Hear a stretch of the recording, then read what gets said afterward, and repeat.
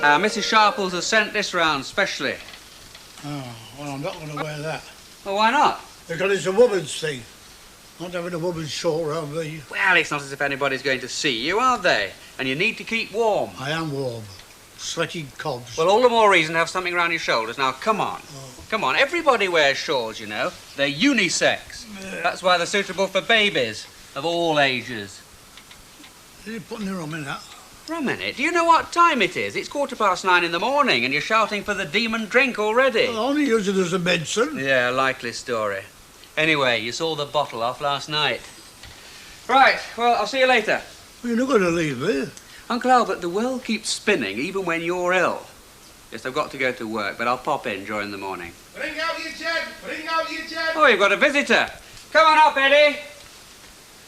Look, if your cold turns to pneumonia, don't blame me.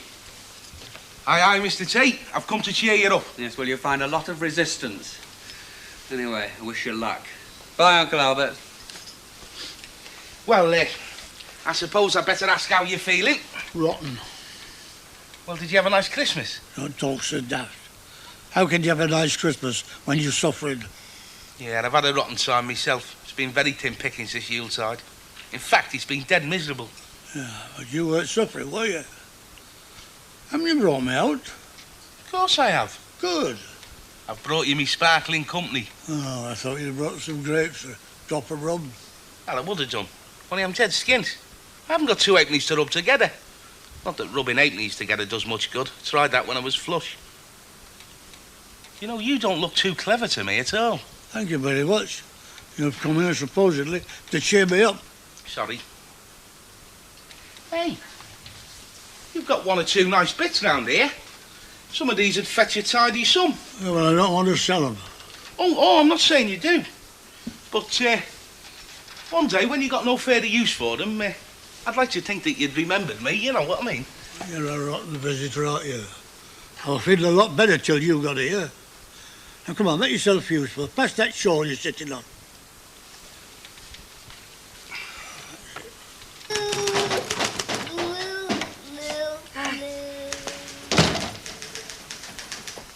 I'm just on the last estimate now.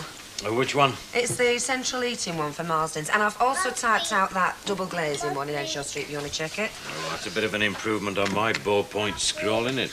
You know, when you send out a smart estimate like that, you can put a few quid on the bill. Well, I'm glad I'm earning me shilling, because I need the money. Yeah, I know. Deirdre, love, you can tell me to mind my own business if you like.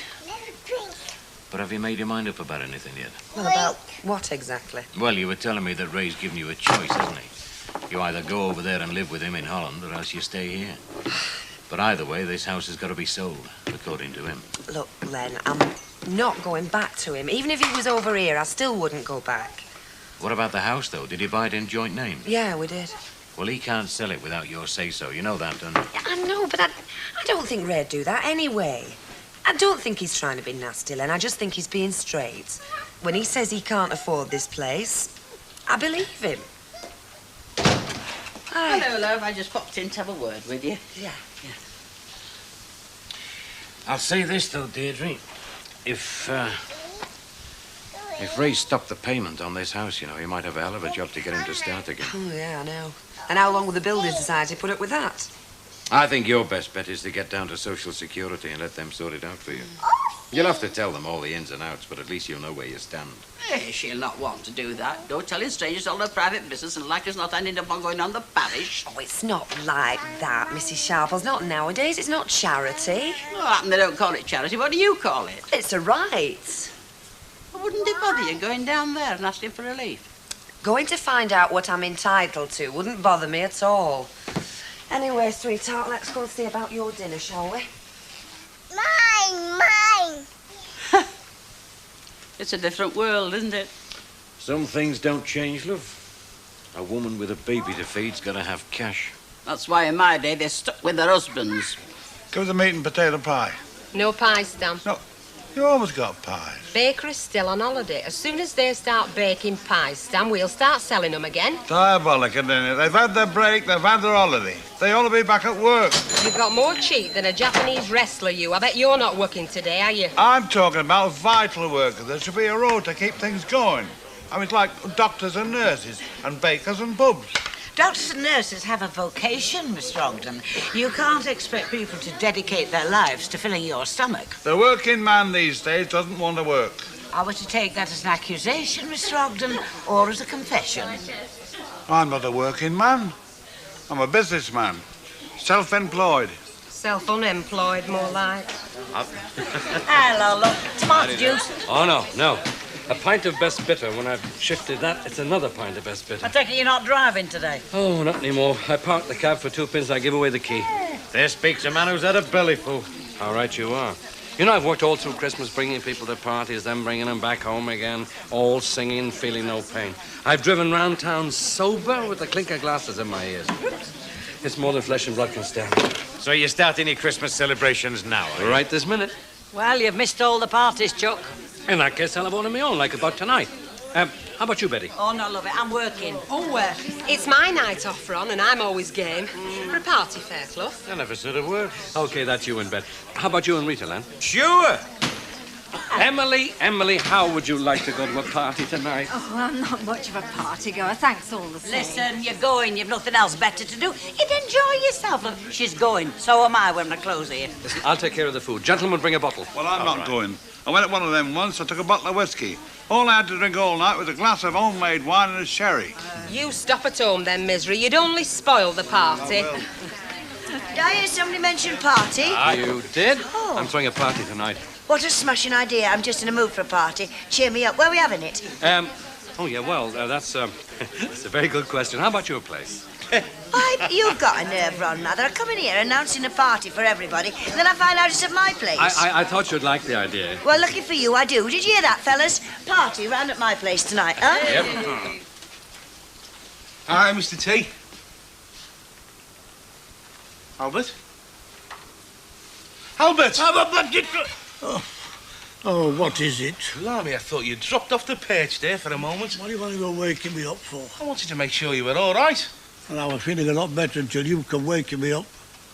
Come barging in here, waking folk up that's ill, but no consideration. Oh, that's nice, that is. That is very nice, considering I've come to comfort the sick. Yeah, well, you've been here once before.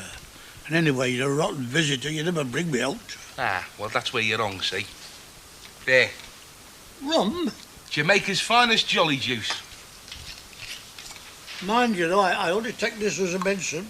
Oh, yeah, nothing like it in the world for curing flu. Oh, certainly not. Not only for curing it, for preventing it. Only I was feeling a bit fluey coming up the stairs, you know. Oh, suppose you want to drop. Well, I wouldn't say no, Mr. T, seeing as it was me that brought it, yeah? Well, you find a glass on that sideboard there. Right.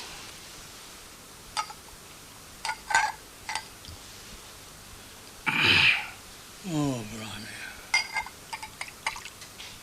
Good health. Good health. And very kind of you to bring this, Eddie, very kind. Well, you have to help people, don't you?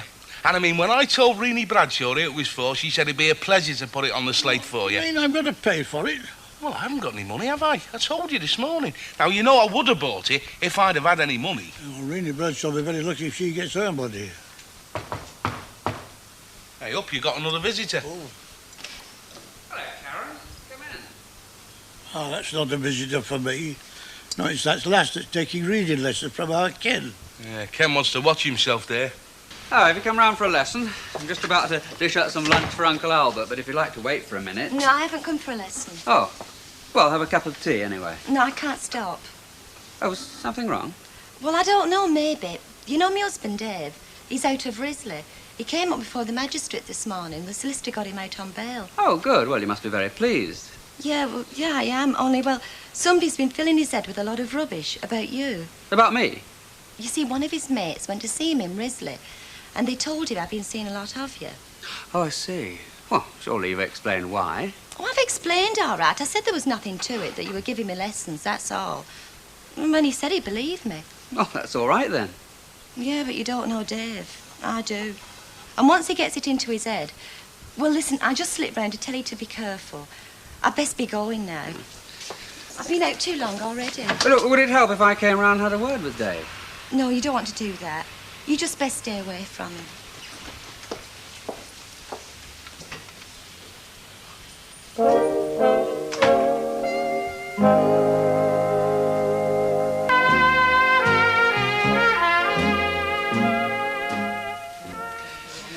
This has to be a barmaid's dream. I mean, someone getting her a drink for a change. Never you mind what a barmaid's dream is. It might make your hair curl if I told you. But I'll admit it's nice being on the receiving end of a full glass. You get fed up of having only empty ones shoved at you. Tough. Bet, Flower, I promise you that as long as there's a drop of booze in this house tonight, your glass will never be empty. My word, Elsie. You want to hang on to this lad? He's a real, genuine charmer. Well, of course he's a charmer. Why do you think there's no snakes in Ireland? And if you say it's because they're all over here, I'll rescind the pledge on the booze. Emily, my dear, what can I get you? I think a small sherry, please. I brought some, actually. No, that's the bottle there. Hey, you don't have to drink what you brought with you. Have something else if you want. I'm very glad to hear that, very glad, because... Eddie, could you just wait a sec? I want us to look after Emily first. Have a drop of the hard stuff. Oh, no, I don't think so. Try this. And I want this duly noted that Eddie Yates didn't come empty-handed. Rhubarb wine, homemade. Yeah, homemade, but who's home? Well, me landlord, you see. Well, not actually me landlord, his missus. Well, actually, it wasn't his missus. No, it was his missus's auntie.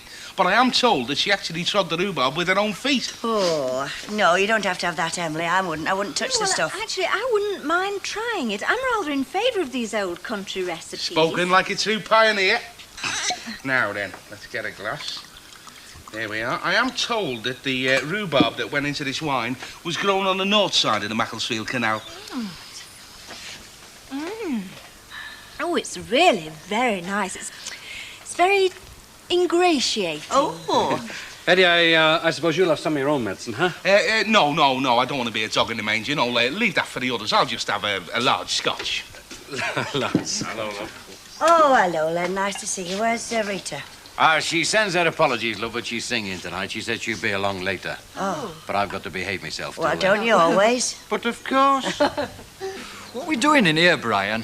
Just coming to the end of half a bitter. And then it's your turn to get them in. What are we doing in this dump? It's a waste of time expecting any talent to come in here. Come on, we could go down the disco. You'll show your bro. I'm Stoney. Spent the last of my cash on his arse. I'll tell you what, we'll get the bike out. Tanks are full, we'll have a burnout. No, thanks. If I want to freeze to death, I might as well go home and jump in the fridge. Tell you what, crash a party if you feel like it. Whose? A couple of birds I know down the street here. Gail and Susie. Any good? Not bad. Yours is called Gail. She's not bad, honest. Only the other one, Susie, she fancies me, you see. If she fancies you, why do we have to crash the party? Why didn't she ask you? I just haven't seen her around, that's all. She's not had a chance. But they're definitely having a party. I could hear them at it when I come past. And anyway, I can't buy her the other half. That's it then, isn't it? We're going to the party. Come on, then. You know, some of the young men these days, they're quite well dressed, they're quite clean even, and yet somehow completely, what's the word, uncouth. Yeah, it's true. Anyway, who are them pair over there? I've never seen them in here before. You wouldn't know this Barlow git if you saw him, would you? Sure, Dave, I know him. Is that him? Relax, will you? I'll tell you the minute Barlow shows his face.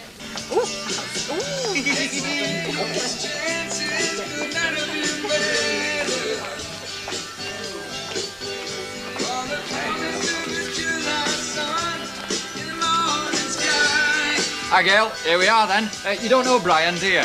Brian, this is that smashing bird I was telling you about, Gail. Gail, Brian, Gail. What are you doing here? This is a private party. Well, yeah, Susie asked us. Oh, did she? She said if you were passing, be sure to drop in. She must have meant the canal. Pardon? Susie's been in London for weeks. Ah, you can't blame a lad for trying, can you?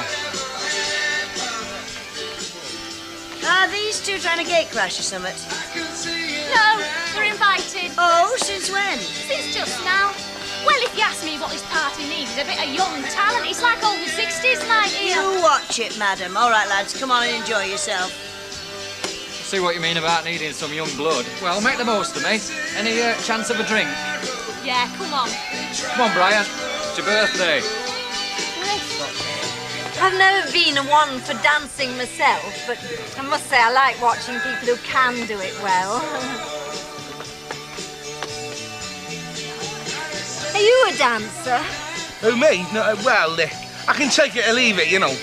No, the dancing I like is the dancing of the sunlight on a glass of wine lying on a beach in the south of France. Oh, I didn't know you'd been there. Well, I haven't. Well, not yet. Have some more liquid sunshine. Oh, mustn't have too much. I've had 2 already. 3, but who's counting?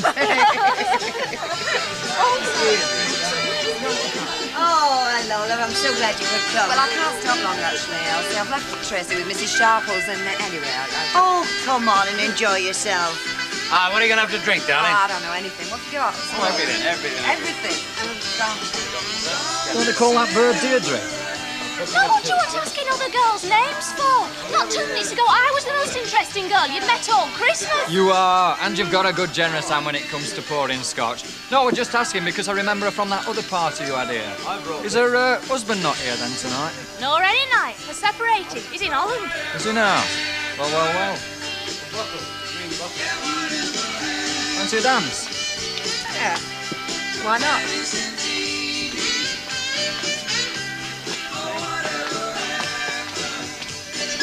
Flash with it, isn't he? Who? Your mate thinks a lot of himself. Well, has to. Nobody else does. Yeah, I believe it. What are you drinking? Gin and something. Not bad either.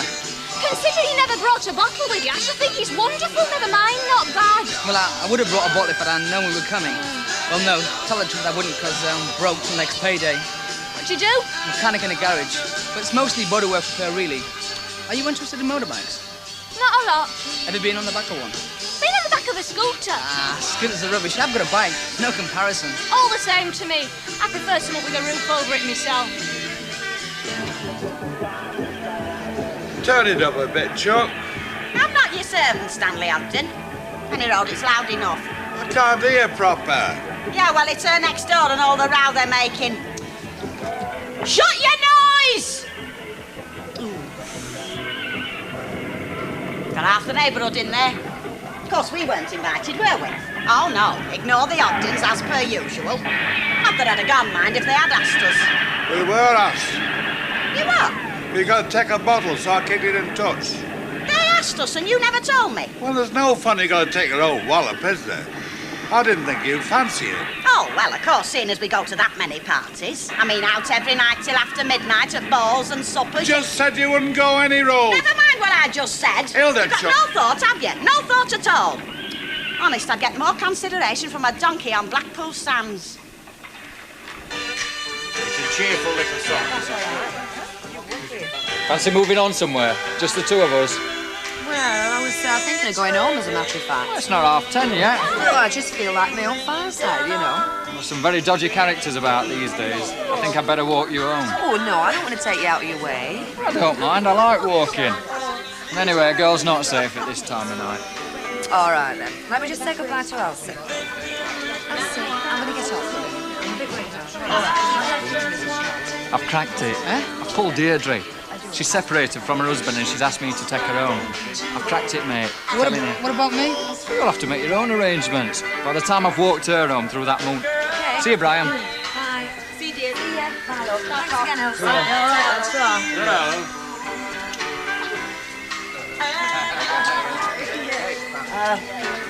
Excuse me, lady. Who said it was a lady's day? Excuse me. Me, it's my dance hall. Thank you for keeping me fellow warm. I'll have him back now. I love it. Two women fighting over me. We're not fighting over you, we love. Of course not. We're just passing you from hand to hand like a pretty toy. Yeah, you see. Come on, Fairclough, you're elected. They also serve who only stand and wait to be asked. Quite right. Mind you only got me until Rita comes, you know. How come all the best fellas are spoken for? Well, there's two fellas not spoken for over there. Eddie and Ken. Well, one's not my type. The other could be, but I'm not his. That's their misfortune, isn't it? Fairclough, you can be quite nice to a girl sometimes. Hey, listen. You fancy coming out with me on Sunday? I've not got a crash helmet. Not the bike, out. Pictures or something. Yeah, the pictures. Yeah, all right. Right, see you outside the Roxy, 6:30 Sunday. It's a date. Well, here we are, home safe and sound at last. Blimey, if I'd have known it was only 3 doors away, What would you do? I'd have offered to take you home a lot sooner. Do you always leave your lights on when you go out? Not always, no. Well, it might have only been 3 doors, but that night air really sharpens the appetite, you know what I mean? I can't imagine. Somebody in the house? Burglars? Well, if they are, love, they're in the wrong house. Hello, Mrs. Sharples. Everything all right? No trouble at all. Is it? Oh, just a young man who had the old-fashioned courtesy to offer to walk me home. Oh, very nice of him. Do you know Mrs. Sharples, Tim, my babysitter? No. Babysitter? Yes, they're all asleep upstairs. Anyway, Mrs. Sharples, I'm sure Tim would be glad to make sure you get home safely as well, wouldn't you, Tim? You what? Oh, yeah. Well, that's very courteous of you. Come on, young man. Let's be having you. Come on. Come on, love. Last orders, please. Last orders, please. You've been wasting us time. Yeah, that's the way it goes, Kel. Hey, up, Dave. That's him. Sure it's him? Definite. Right. You hang on here. Do you want help? Joking. I hope it's still going strong, because I'm coming when we've closed it. Oh, yes, there's plenty of life in it yet, Betty, but we're getting a bit short of booze, Oh. so I better have a dozen bottles of pale ale Yeah. and a bottle of scotch, please. Oh, right over. Your name Barlow? Yes, that's right. Too friendly with my missus. You must be Mr. Barnes. Right, first time. Well, I'm very pleased to meet you, because I'd like to put right any misunderstanding that might exist. You've been seeing her, haven't you? Yes, I have, but purely as her tutor. You what? I've been teaching her to read and write, but surely you knew that. She did say something about that, yeah. And that is the only relationship between Karen and myself. If you've heard anything different, I can assure you it's totally untrue. As long as you know. Nobody messes about with my missus. Just as long as you know. There's nothing to worry about. Yeah. That's it, then. Hey, what was all that about? Oh, it's just a bit of a misunderstanding, Betty, but it's all cleared up now. I'm glad to hear it. I don't like the look of him. So he give you no bother, then? No. I know his sort, mate. Gutless. Got the message, did he? Yeah. If he goes near Karen again, he knows what he'll get. Right, well, so we'll be seeing you at the party then Yes, quite soon. Will we? Good.